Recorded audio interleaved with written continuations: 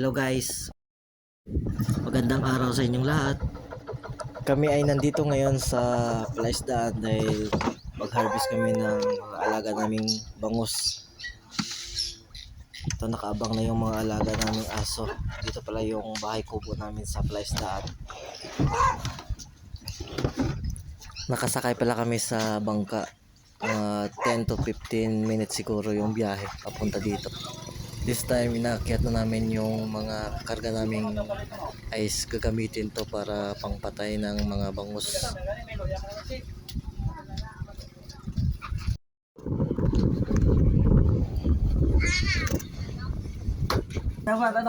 Natapos na pala yung paghakot namin. Ito, magmemerenda kami ng tinapay, kape.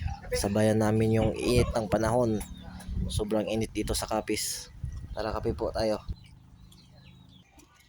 Ito nga pala yung mga alaga naming aso dito sa fish pond, no?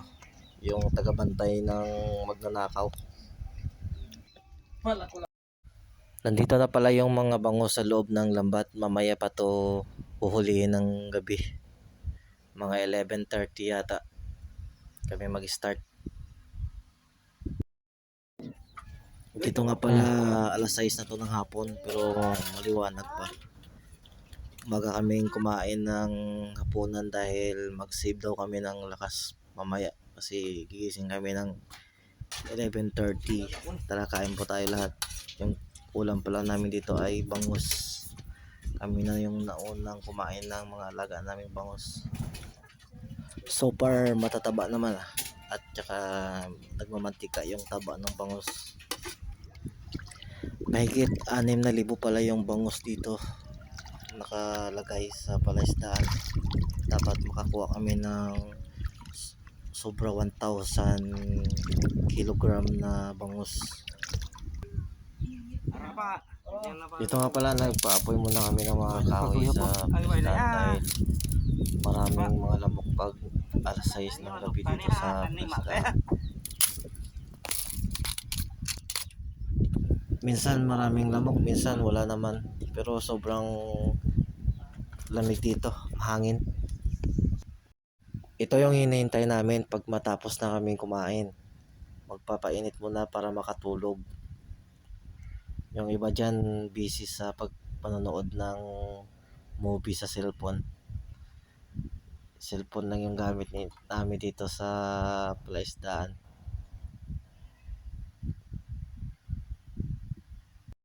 Siyempre magpapainit din ako. Tara, shot. Puno.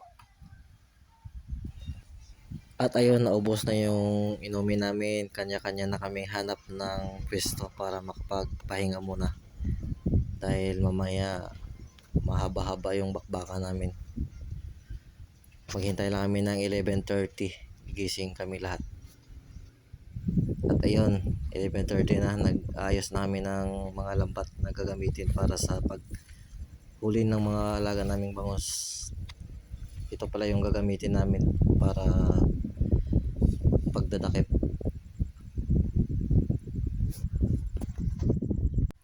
Ito nga pala yung palatya namin, or ito yung linalagyan namin ng bangus. Una, linalagyan namin muna ng yelo para malamig. Tapos ito, linalagyan pa namin ng tubig para siguradong mamatay yung mga isda.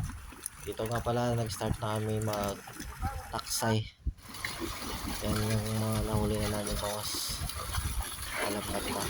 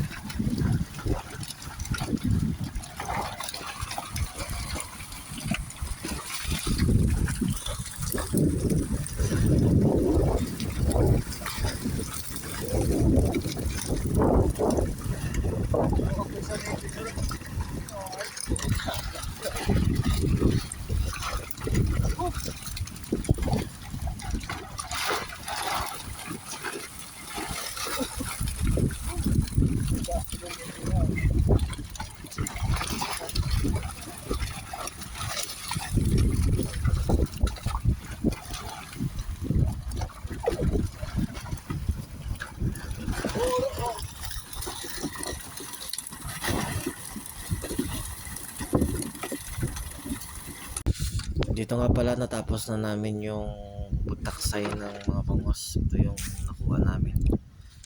Medyo maliliit yung mga bangus namin kasi ewan ko ba, baka sa similya. Meron naman kaming pinapakain na feeds at mga lumot. Pero ang hirap talaga palakihin yung mga alaga namin bangus. This time pala, ito na yung mga bangus. Pinalagay na namin sa tray kasi doon sasizingin sa bahay para malaman kung ano mga size yung mga timbang nila. Meron kasi tawag sa amin mga tatlo, isang kilo, 4 na piraso, meron 1 kilo. Yan, iniisa-isa talaga yung paglalagay ng mga bangus sa tray. Bawat isang tray, ibang size yan para malaman kung anong sukat. Mamaya kikiluhin pa to.